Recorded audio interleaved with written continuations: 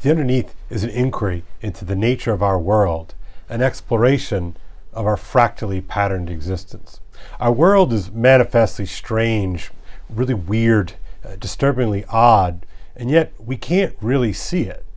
We've chased away anything uncanny, anything smacking of woo, any kind of explicit talk of spirit or spirits. We observe, we calculate, sort, and measure, and we've made this in exchange of enchantment for a world of stuff, a world of mere objects, for a Lego world of interchangeable parts, meat parts, metal parts, glass parts, pieces parts, all of which can be sorted, managed, manipulated, and then ultimately discarded. It feels like the world we inhabit is just standing reserve, a warehouse of stuff to make and build more stuff. This exchange has been what Wordsworth called a sordid boon. That is a cheap trick, a dirty, tawdry, and even sleazy blessing.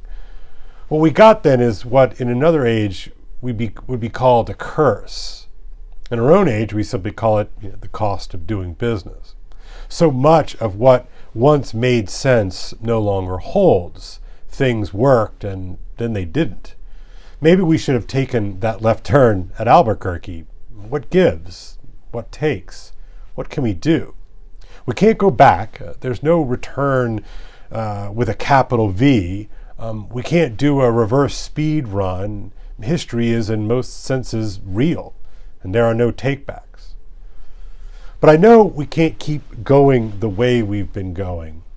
We didn't take that left-hand turn at Albuquerque, so maybe we have to go back and at least take a look at that space. And at that time, we can ask ourselves, where are we going?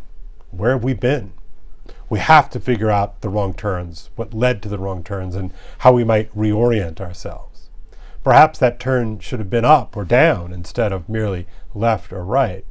The point is that we are struggling to make sense of our lostness, or as a philosopher once said, experiences of our thrownness. We need to make sense. The bedrock of our inquiry will be to dig in and down and seek wisdom that has been lost or neglected or even buried. There is wisdom to be found, patterns to be matched, code to be cracked, insight to be heard. This will help all of us make sense, and to sense make, actually.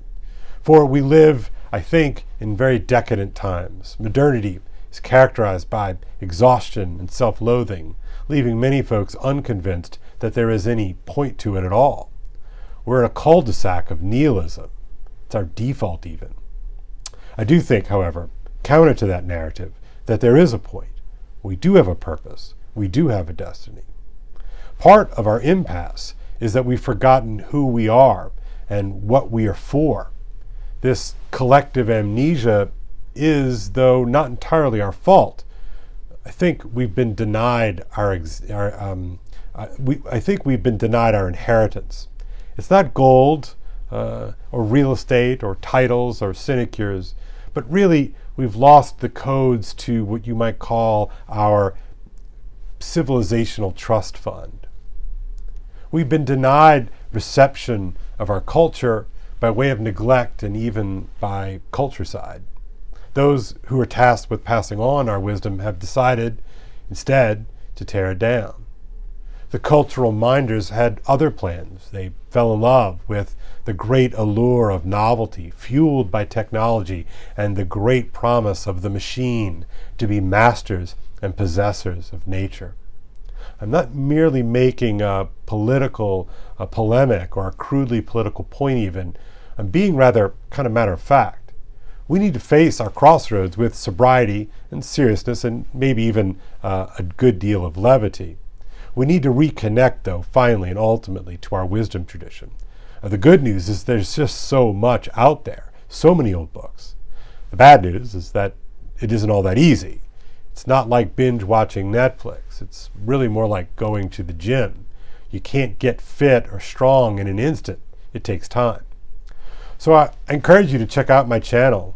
It'll feature interviews and commentary of emergent phenomena, eruptions of wisdom, and I hope with your help to find a little signal amidst all the noise.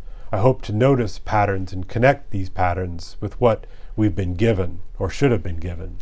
I will do my best not to bore you, and I'll do my best not to waste your time.